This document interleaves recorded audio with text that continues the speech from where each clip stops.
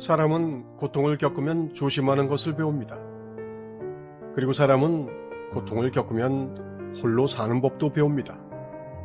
조심하는 것은 식별하는 지혜이고 홀로 사는 것은 무욕입니다. 사람은 고통을 겪어야 자신을 부정할 수 있습니다. 처음에는 고통을 부정하다가 자신을 부정하는 기회를 갖게 됩니다. 그리고 우리의 진정한 존재를 발견할 기회는 완전한 자기 부정 속에만 있죠. 실제를 알려면, 진실을 만나려면 거짓을 포기해야 합니다. 그래서 인간에게 주어지는 고통은 거짓을 눈치챌 수 있는 기회이자 실제를 향하게 하는 축복이기도 합니다.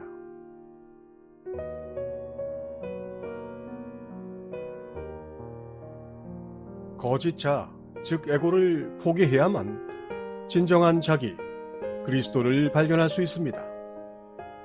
예수의 말은 정확합니다. 나를 따르려는 자는 자기를 부정하고 자기 십자가를 지고 따라야 합니다. 결국 고통은 자기를 보도록 스스로가 만든 기회입니다. 그런 기회를 통해 사람들은 자기 자신을 조사하기 시작합니다.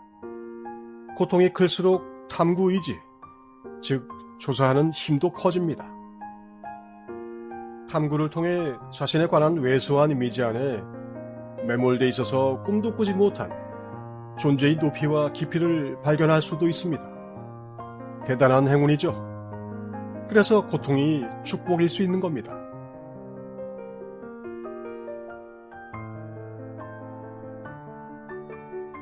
그렇게 존재의 높이와 깊이를 발견하면 모든 것 속에 그리스도가 있음을 알고 모든 것 속에 신이 있다는 것을 알게 될 수도 있습니다.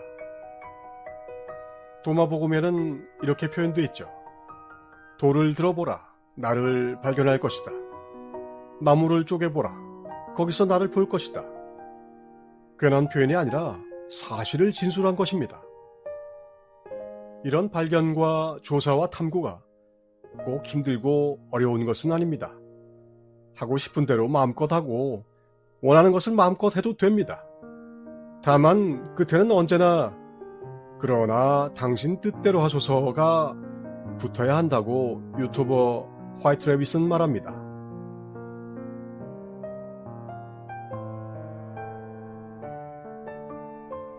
마하라지는 말합니다. 1000만 명 중에 한 명이 문제의 정점으로 나아가 그것이 무엇인지를 분석하고 그 일부 사람은 어떤 결론에 도달하여 해방되는데 모두 홀로 그렇게 합니다. 그리고 그렇게 해방되는 자는 의식, 즉 그리스도이며 어떤 개인이 아닙니다. 몸을 초월한 사람, 복이 있는 사람입니다. 몸을 갖기 이전에 그 상태로 돌아간 것입니다. 그런데 정말 문제는 문제의 정점으로 나아가야 그것이 무엇인지를 분석할 수 있다는 겁니다. 결론에 도달하기 전에 그게 뭔지 분석을 해야 해방으로 나갈 수 있다는 거죠.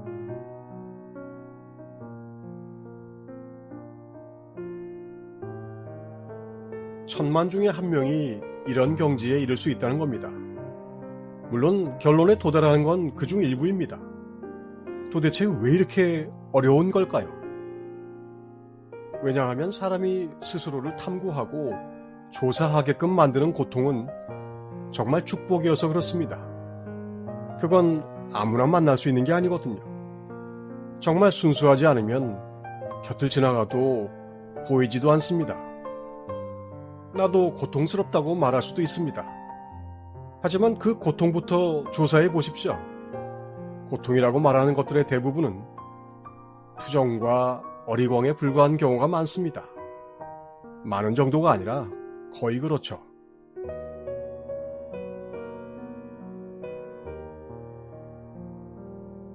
고통이 크지 않기 때문이 아니라 진실되지 않기 때문에 우리는 몸과 마음에 미혹됩니다. 몸과 마음이 해결되면 고통이 사라진 것으로 오해하죠. 사실은 존재 자체가 고통인데 말이죠. 내 존재 자체가 고통이라는 것을 아예 교리로 박아버린 종교가 불교입니다. 불교가 새빨갛게 인두질해버린 삼법인이 바로 무상, 고, 무아입니다. 삼법인에는 고통의 이유와 고통의 이해를 통해 도달해야 할 길이 정확히 찍혀 있습니다.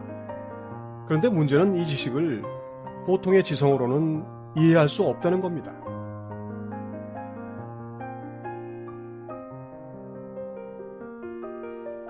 사람들이 이해하는 것은 말의 뜻입니다. 그래서 자신의 문제라고 생각하지 않고 그냥 책에 나오는 문제라고 생각합니다. 삼법인을 아는 사람은 많지만 삼법인을 조사하는 일은 적습니다. 마하라지는 말합니다. 그대에게 문제가 있으면 책을 찾아봅니다.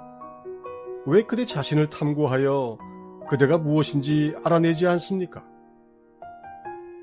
자신의 존재 자체가 고통이라는 이 가르침 앞에서 아무런 고통이 느껴지지 않는다면 내가 지금껏 알아왔고 살아왔던 모든 것이 정말 진실하고 순수한 것인지 진지하게 조사해 봐야 합니다.